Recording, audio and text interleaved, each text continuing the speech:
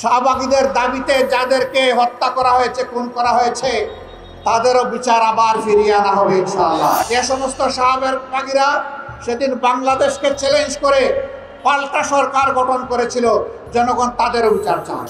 এক দেশে দুই সরকার, এক সরকার বসে আছে পার্লামেন্টে, আরেক সরকার বসে আছে শাহবাগে।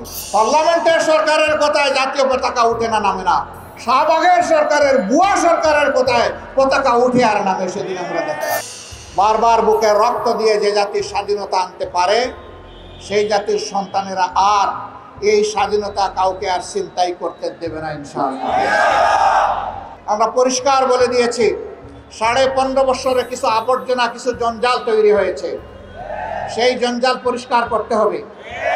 নির্বাচনের সুষ্ঠু পরিবেশ নিশ্চিত করতে হবে। জনগণের ভোটার তালিকা শুদ্ধ এবং সুষ্ঠু করতে হবে।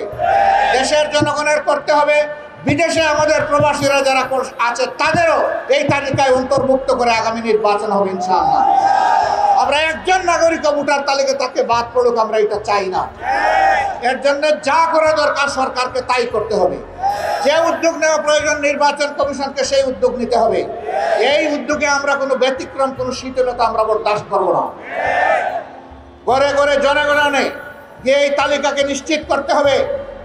যারা চুরি করে ভুয়া ভোটার হয়েছে, একাধিক জায়গায় ভোটার হয়েছে, তাদেরকে এখান থেকে পাক সাফ করে ফেলতে হবে।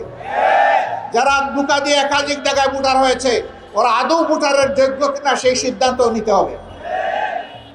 সম্মানিত দেশবাসী, আজকে কথা বলার দিন নয়, আজকে আল্লাহ তাআলার শুকরিয়া আদায় করার দিন। 28 অক্টোবর 2006 সাল, নিশ্চয়ই জাতির স্মৃতি থেকে এটা হারিয়ে যায়নি। সেই দিন বাংলাদেশ পথ হারিয়েছিল। আবার এই বাংলাদেশের পথ খুঁজে পেতে আরো অনেক রক্ত দিতে হয়েছে। কি অপরাধ ছিল আমাদের সেই বন্ধুদের, ভাইদের? নিরপরাধ এই মানুষগুলোকে পিটিয়ে শুধু হত্যাই করা হলো না, তাদের নিতর দহর উপর উঠে তারা লাফালাফি, নাচানাচি করেছে। একজন আক্রাসী মাফিয়া মাদারের নির্দেশে সেদিন লগে বইটা নিয়ে তার গুন্ডারা রাস্তায় নেমেছিল। তারাই তার নির্দেশে হত্যা করেছিল। এই মজলুম পরিবারগুলো সেদিন বিচার চেয়েছিল, আদালতে বিচার দায়েরও হয়েছিল, কিন্তু ক্ষমতার গরমে সেই বিচার তারা খেয়ে ফেলেছে। আমরা কথা দিচ্ছি, এই বিচার আবার ফিরিয়ে আনা হবে ইনশাআল্লাহ। বাংলার জমিনে আবার তাদের বিচার হবে ইনশাআল্লাহ। এর পরবর্তী পর্যায়ে শাহবাগীদের দাবিতে যাদেরকে হত্যা করা হয়েছে, খুন করা হয়েছে, তাদেরও বিচার আবার ফিরিয়ে আনা হবে ইনশাআল্লাহ। আর যে সমস্ত শাহবাগীরা সেদিন বাংলাদেশকে চ্যালেঞ্জ করে পাল্টা সরকার গঠন করেছিল, জনগণ তাদেরও বিচার চায়।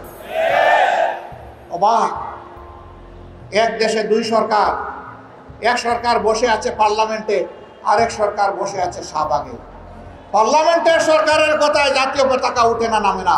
শাহবাগের সরকারের, বুয়া সরকারের কথায় পতাকা উঠে আর নামে। সেদিন আমরা দেখলাম একবার নয়, দুবার নয়, একদিন নয়, দুদিন নয়, এক সপ্তাহ নয়, 2 সপ্তাহ নয়, মাসের পর মাস রাষ্ট্রীয় পৃষ্ঠপোষকতায় সেই সন্ত্রাস চালিয়ে দেওয়া হয়েছে।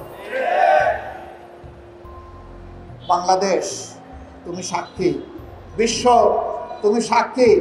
আমরা অন্যায়ের কাছে মাথা নত করিনি, আমরা অন্যায়ের কাছে মাথা নত করবো না ইনশাআল্লাহ। আমরা প্রিয় দেশের স্বাধীনতা, সার্বভৌমত্ব কোনো আগ্রাসী, কোনো হেজিমনিস্টদের কাছে আমরা বিক্রি করবো না, করতে দিব না ইনশাআল্লাহ। যারা বিক্রি করেছিল আজকে তারা পালিয়ে গিয়ে ওখানেই আশ্রয় নিয়েছে।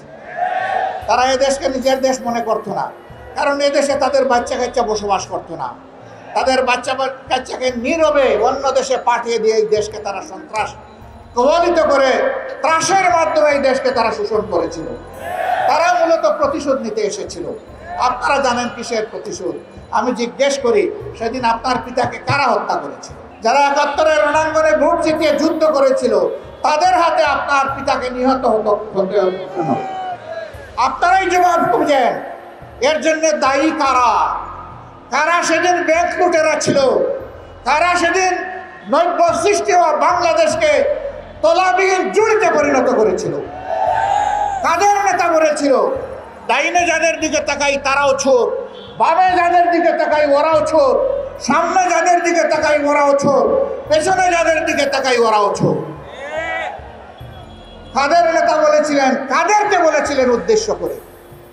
সেই জবাব আজকে তাদেরকে খুঁজতে হবে। কাজেই প্রতিশোধ জনগণের উপর নয়, প্রতিশোধ নেন আপনাদের অপকর্ম সংগঠনকারীদের উপর। তারা বাংলাদেশটাকে টুকরা টুকরা করে বিভক্ত করে হানাহানি হিংসার রাজত্ব কায়েম করে পালিয়ে গিয়ে এখনো বাংলাদেশকে তারা স্থির থাকতে দেন না। তারা মাঝে মধ্যে ফোনা তুলে ফুসফাস করার চেষ্টা করেন। যেই জাতি আপনাদেরকে উচিত শিক্ষা দিয়ে তাড়াতে পেরেছে, সেই জাতি আপনাদের ফোনাও একদম গুঁড়া করে দিতে পারে। এটা মনে রাখবেন। এই দেশে যোদ্ধা 2 লাখ 4 লাখ নয়, এই দেশে যোদ্ধা মিনিমাম 10 কোটি।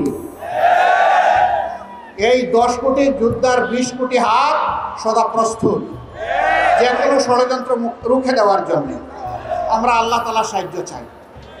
আমরা যেন অন্যায় এবং অসত্যের বিরুদ্ধে আপোষহীন লড়াই করতে পারি।